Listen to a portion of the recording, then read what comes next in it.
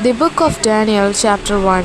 In the third year of the reign of Joachim, king of Judah, came Nebuchadnezzar, king of Babylon, unto Jerusalem, and besieged it. And the Lord gave Joachim, king of Judah, into his hand, with part of vessels of the house of God, which he carried into the land of Shinar to the house of his God.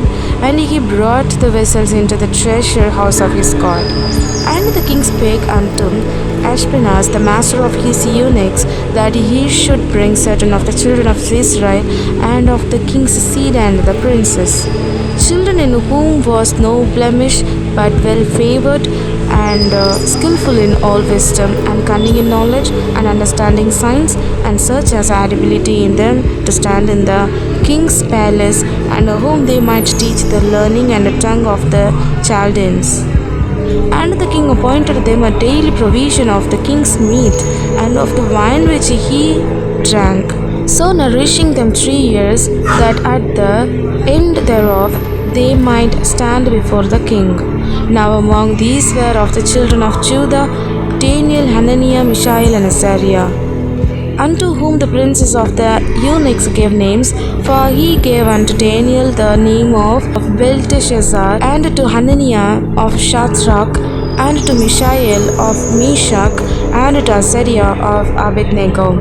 But Daniel purposed in his heart that he would not defile himself with the portion of the king's meat, nor with the wine which he drank. Therefore he requested of the prince of the eunuchs that he might not defile himself.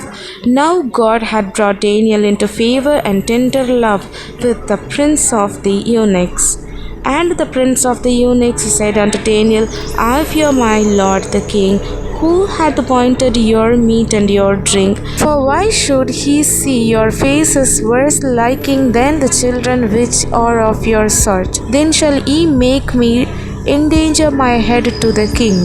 Then said Daniel to Melzar, whom the prince of the eunuchs had set over Daniel, Hananiah, Mishael, and Azariah, prove thy servant, I beseech thee, 10 days, and let them give us pulse to eat and water to drink. Then let our countenance be looked upon before thee, and the countenance of the children that eat of the portion of king's meat, and as thou seest deal with thy servant. So he consented to them in this matter, and proved them 10 days.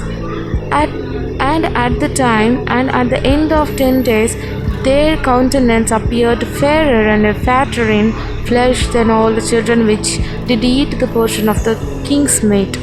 Thus Melzar took away the portion of their meat and wine that they should drink, and gave them pulse. As for these 4 children, God gave them knowledge and skill in all learning and wisdom, and Daniel had understanding in all visions and dreams. Now at the end of the days that the king had said he should bring them in, then the prince of the eunuchs brought them in before Nebuchadnezzar. And the king communed with them, and among them all was found none like Daniel, Hananiah, Mishael, and Azariah. Therefore stood them before the king.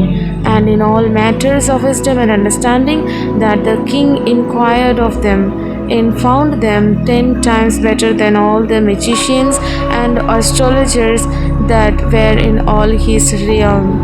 And Daniel continued even unto the first year of King Cyrus.